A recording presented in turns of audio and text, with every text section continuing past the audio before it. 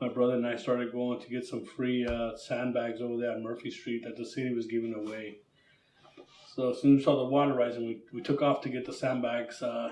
My parents stayed here. I think she was calling to saying it's already coming up on the sidewalk, so we rushed back with the sandbags. Started putting them down, but that time it's a little too late. It was already up in the sidewalk, right? We did a second trip. We took off again to get some more sandbags, but this time it was already up to the door. So we're just cover the house. Yeah. The next day when we came, the place looked like a mess.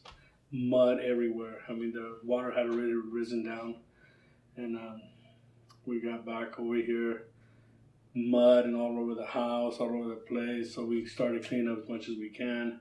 The good thing is I had a lot of friends that actually came by and helped out. They brought pressure washers, helped us throw out everything that got contaminated.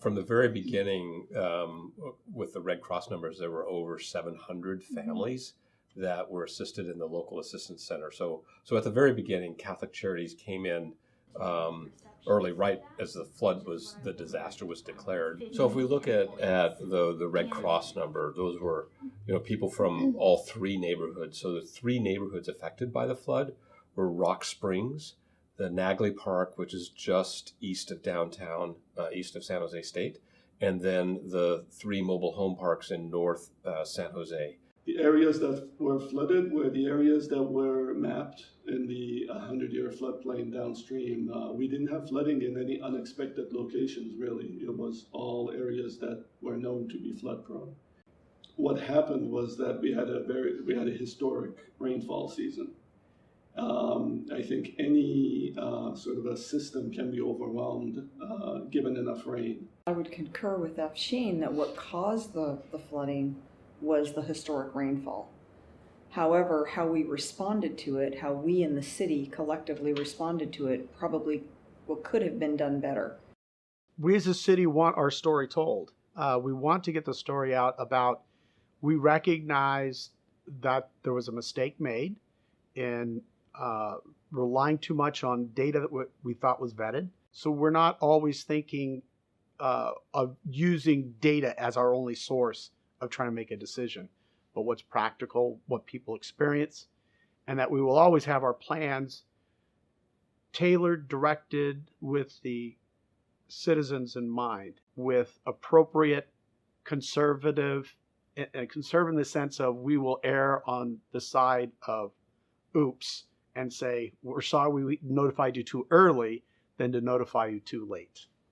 In disaster recovery, we're looking at what are their unmet needs, and we know initially one of the biggest unmet needs is housing. And so in order to really begin that long-term recovery process, we need to first get families into their home, back to a permanent solution so that we can really look at what are all the components needed to help these families reach true self-sufficiency. Estamos deprimidos.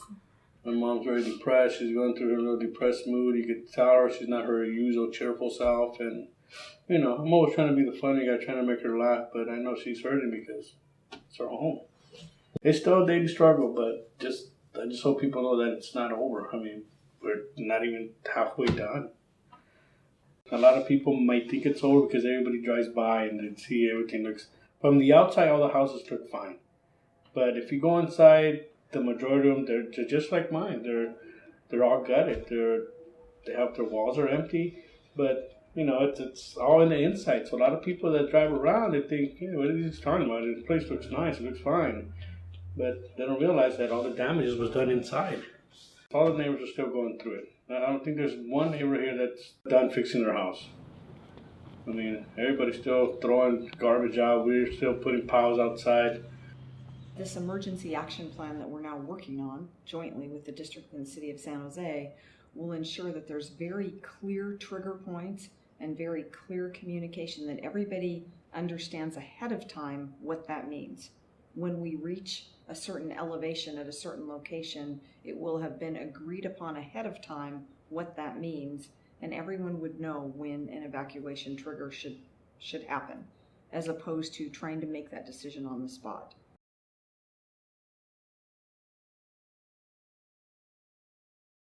We need to look at continuing our joint relationship with the water district.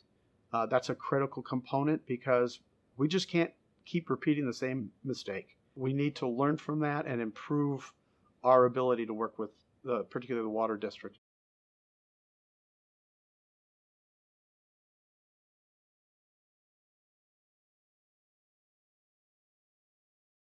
Five years from now, hopefully we forget about it, talk about it, and laugh about it, all the stuff that we've done, all the things that we went through, especially with my dad in the boat. They couldn't get him out, he's so heavy. But hopefully, yes, that's our goal. Forget about it, right, Mom? And move on. You have to. You can't live in the past or dwell on it. O alguien ya no va a estar aquí, a lo mejor. She said, oh, someone might not be here anymore. I think she's referencing my dad. Mom, come on. He's probably going to be here a couple more years.